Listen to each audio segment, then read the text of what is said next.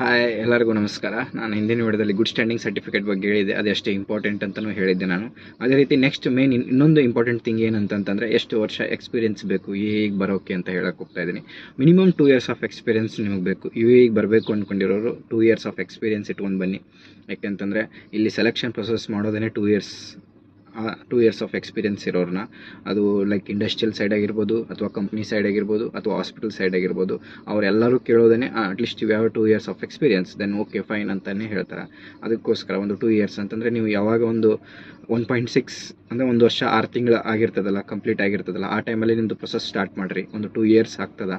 2 years ಆಗಾದಮೇಲೆ ನಿಮಗೆ job ಸಿಗ್ತದ.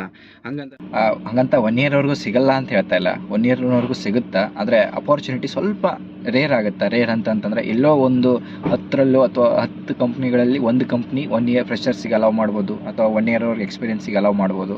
ಅದು ಡಿಪೆಂಡ್ಸ್ ಅಪಾನ್ ನೀಡ್ ಮೇಲೆ ಹೋಗುತ್ತಾ. ಅದಕ್ಕೋಸ್ಕರ ಯಾರೇ ಒಂದು ಟ್ರೈ ಮಾಡೋರು, ಈಗ ಬರಬೇಕು ಅಂದ್ಕೊಂಡಿರೋರು, at least minimum 2 years of experience ಇತ್ತು ಅಂತಂದರೆ ಗುಡ್ ಸ್ಯಾಲ್ರಿ ಕೂಡ ಸಿಗ್ಬೋದು. 1 yearವರೆಗೆ ಸ್ವಲ್ಪ ಸ್ಯಾಲ್ರಿ ಕಮ್ಮಿ ಸಿಗುತ್ತೆ, ಬಟ್ ಅಪಾರ್ಚುನಿಟಿ ಭಾಳ ಕಮ್ಮಿ ಇರ್ತದೆ. ಅದಕ್ಕೋಸ್ಕರ ಹೇಳ್ತಾ ಇದ್ದೀನಿ. ಅಂತ ಹೇಳ್ತಾ ಮತ್ತೆ ಮುಂದಿನ ವೀಡಿಯೋದಲ್ಲಿ ಮತ್ತೆ ಸಿಗೋಣ. ಅಲ್ಲಿವರೆಗೂ ಟೇಕ್ ಕೇರ್, ಬಾಯ್.